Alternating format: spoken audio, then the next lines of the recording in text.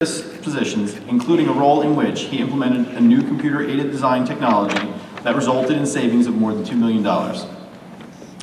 Mr. Thornton has received numerous awards for technical and leadership excellence while also serving as a mentor and active member of his community, where he co-founded an organization focused on mentoring at-risk youth by continuously transferring knowledge and experience to help young men reach their full potential.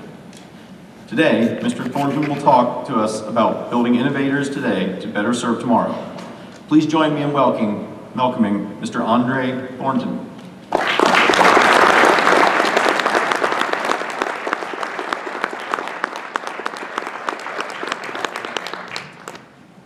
Thank you. Good morning, everyone. Good morning, good morning, good morning.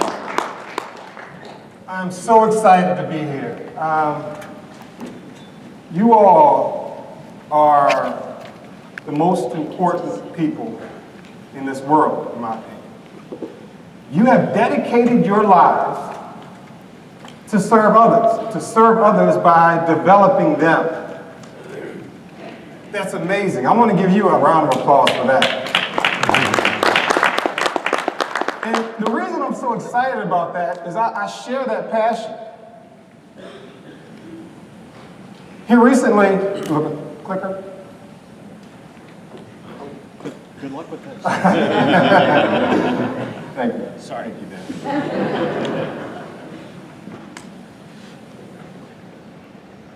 Are we ready to bring up there? Are we still working? Okay. I'll ad-lib, I'll dance. So I have a career in engineering with Lockheed Martin, and we'll talk a little bit about that in a minute. I'm only going to take a few minutes of your time here. But here recently, I've made a decision that I want to devote my life to developing others. And that's why I'm here. And that's why I'm so excited to see you, hopefully share some thoughts with you about how you can do that in the most effective way. Lockheed Martin builds products and delivers services for our country, for other countries around the world, our allies. We do so using very complicated processes. We have a concept that we call helping the future arrive. And in just a moment, I want to share with you a short video about the future in our eyes and how we envision it and how we plan to help it arrive. This will be a great time for that video to come.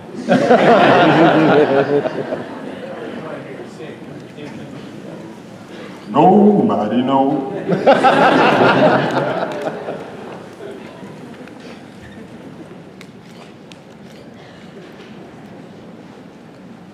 So, while we wait for the video,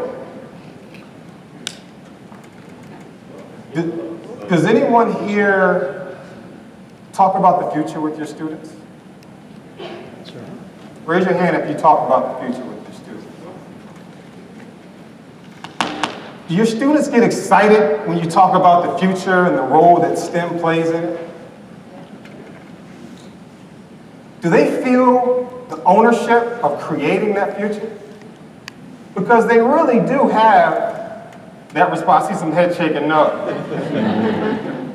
They're too young, the perspective and understanding that this is really going to be me. I'm going to be an adult and I'm going to do this someday.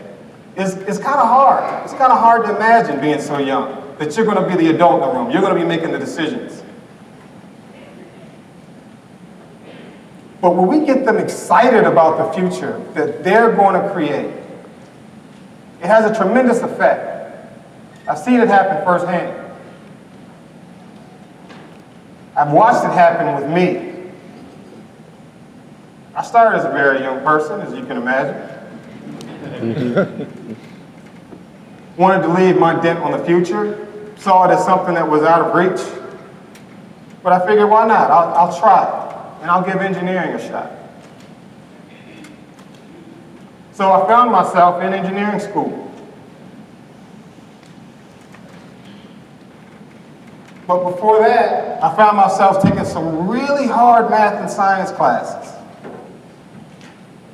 classes so hard that I didn't know if the answer was going to be a number or a letter.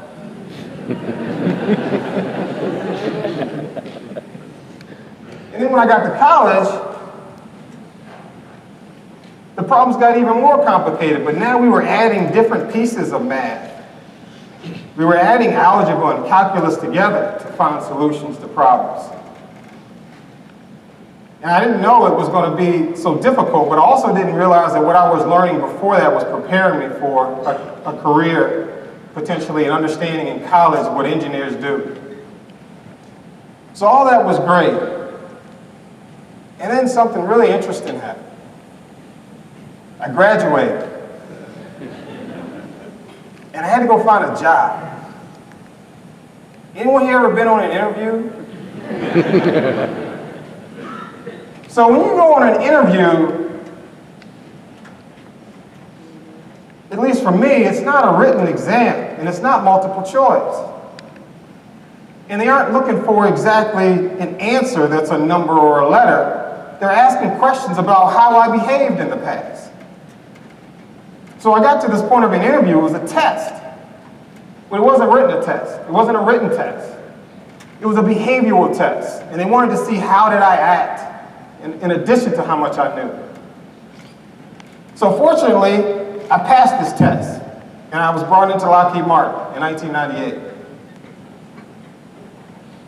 So as I came into Lockheed Martin, I quickly realized that there's a formula for innovation. And it's actually quite simple. The formula is you create new things that produce value through collaboration. It actually is that simple. You create new things that produce value through collaboration. And I didn't really appreciate the value in the collaboration as much as I did to create new things, because I thought that's what engineers do. We invent things. We're inventors. The value in collaboration, yeah, I guess that's important, but I just want to create things. I quickly learned that in a company, you don't get to create anything unless it creates value. We don't get to play with our Dan, great presentation on Autodesk. I love Autodesk. We don't get to play on those tubes and just kind of create new designs of things that we aren't going to use that aren't going to help the company. So I had to quickly figure out, okay, I can't just play on this tube. I have to create something that's going to add value to the company. And you add value to the company by adding value to your customers. So as I had ideas, I came in and I started working with a 3D simulation software package. And I had to quickly learn it, find ways to use it. And that's when I found out that if I had an idea, if I couldn't show how it's going to help the company by ultimately helping customers and giving them something they like, then I'm not going to be able to implement my idea. I also learned that I wasn't the smartest person in the room all the time. Lockheed Martin has really smart people. So it's not about what's in my head, it's about what's in the heads of those around me. And how do we collaborate and come up with a solution together? So that was my first 2, 3, 4, 5, what turned into 10 years with the company. Was working on production solutions on our F-22 program, our F-35 program, and our C-130 program. Really cool stuff. So as I was going through this process, I realized that in order for me to really reach my dreams, I've got to figure out, how does this value thing work? So I decided to go back and get an MBA. And after I got that MBA, I decided I wanted to work in finance, of all things. Accounting, finance, the bean counters. We don't like them, right? We don't get to do anything unless they tell us we can because they hold the money. So I wanted to understand how the money works in a company.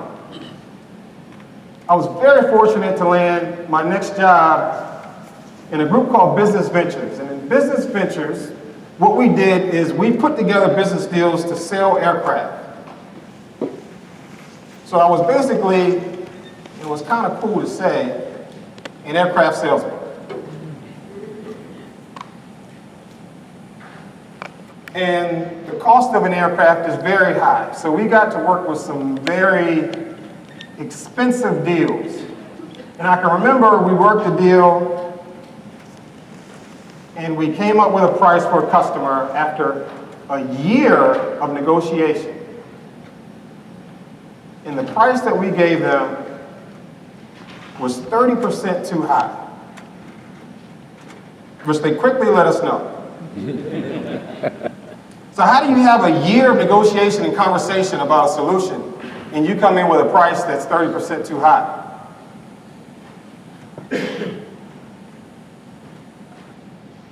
You could say poor collaboration.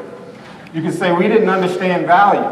We didn't understand value in their eyes, and cost was a big driver of it. So we worked it out. We reduced our price by 28%. You have to negotiate, right? And we found a solution. That was a big lesson for me in not only company value, but customer value. So after that, I wanted to move into leadership. So I found myself moving into a different division of Lockheed Martin, more of our IT solutions and more of our cybersecurity and analytics. And that's what brought me here to Maryland. It was about 4 years ago. And I moved into a position where I had a large group of people, 2,000 to be exact, that reported to me. And I'm responsible for delivering value to business, but not through my own ability, through these incredible minds of 2,000 other people. I learned a great lesson on what effective communication and collaboration and how to lead really means.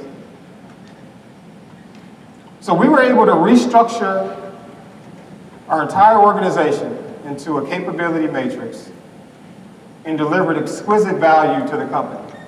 Not because of anything that I did, but because of the process of bringing out the best and inspiring the best in others and having them bring value to the company. So my next job brings me to where we are today. I'm here today leading our leadership development programs and also our STEM outreach. And lastly, our research and development for my division of Lockheed Martin. When I first came in, we took a pause for the leadership development programs and we didn't bring in a new class because we wanted to restructure the programs. And before we restructured, we wanted to talk to the business and the engineering leaders and say, what do we need to develop? What is a technical leader in this company? And we came up with a list of competencies. Those competencies were software development, everyone's developing software, cybersecurity, analytics, and then we moved into problem solving, so system development lifecycle and agile. A big competency is fostering innovation, so we had that as one of them. And then we said, okay, it's great that they know these technologies, but what about the business?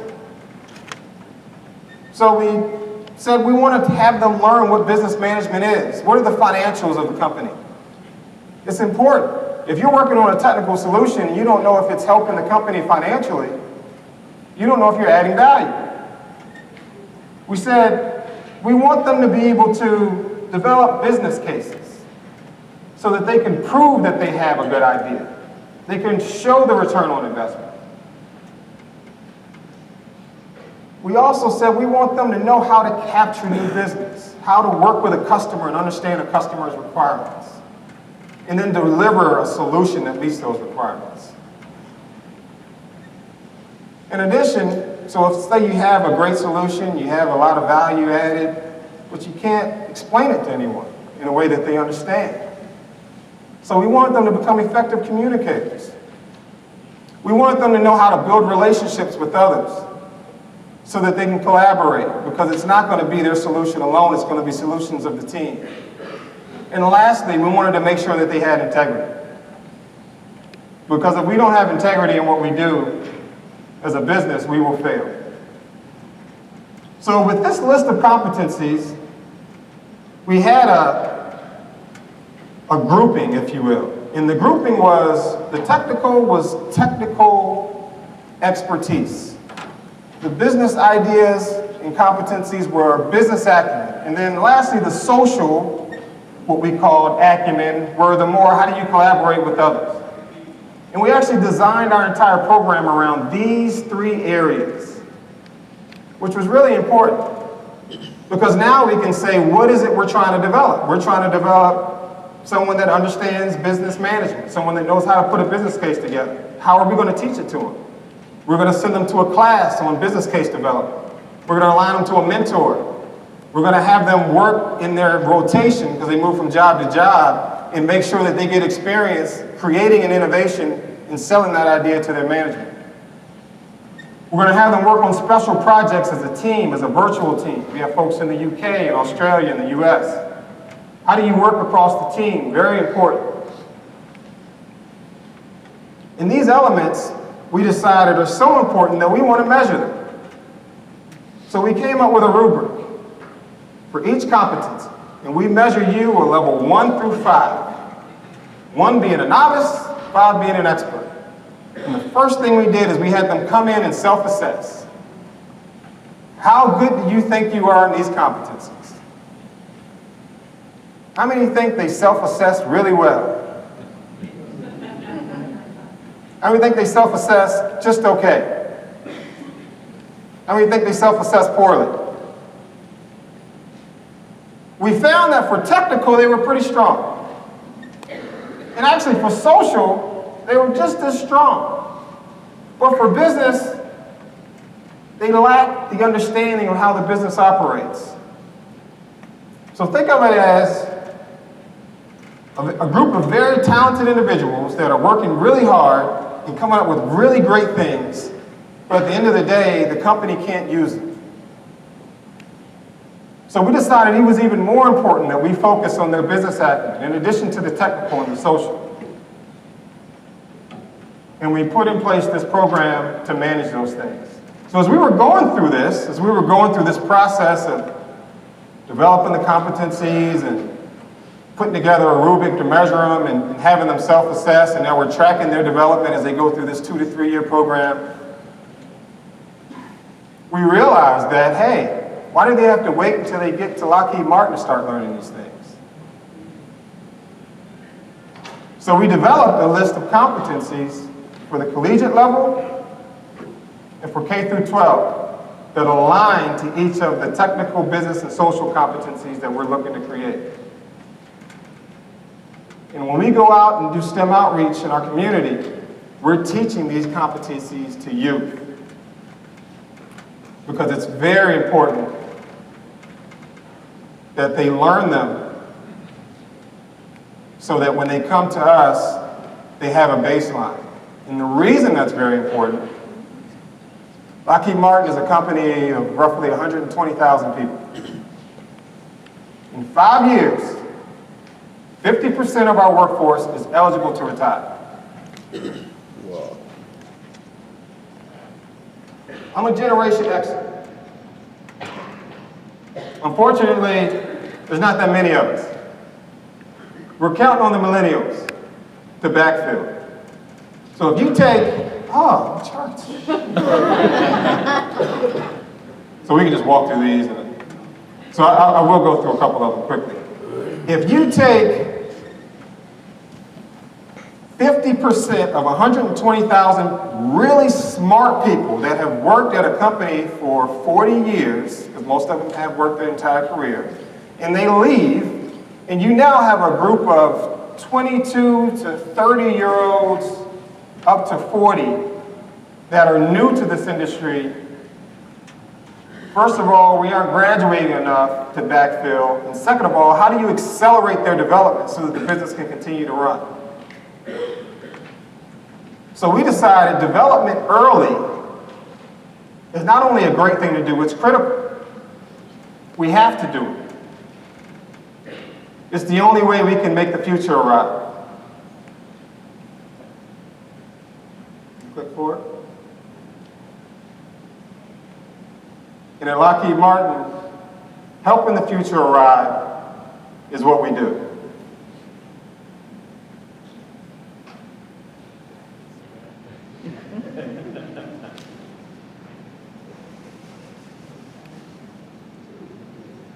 So back one more, forward one. Wait for it. Wait for it. Wait for it. Didn't happen. Forward one more time.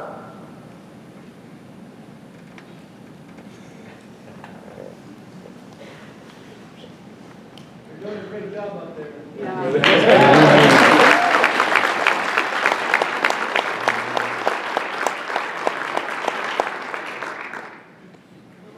I really did have some really cool videos. Let's try it one more time. It's a good thing to close with. You can bring it back, Ronnie. So there's a pause after, once the black screen shows up, and you click again, there's a pause, and then the video starts.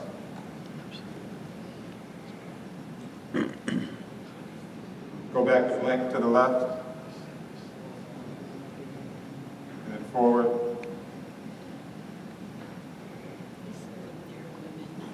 Forward once more. Yeah, it's definitely. It's just not going to happen today.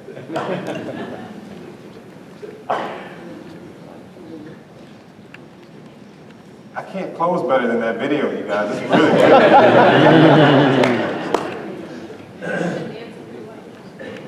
There's no music. I can't sing. I just tried when I was younger. The ITEEA site for you, so we can all see it later. Excellent. And also the charts will be there for you as well. So thank you so much for this opportunity. I really am so excited about this group, about this organization. Please continue doing the great work you're doing, and I'll be right there with you. Thank you.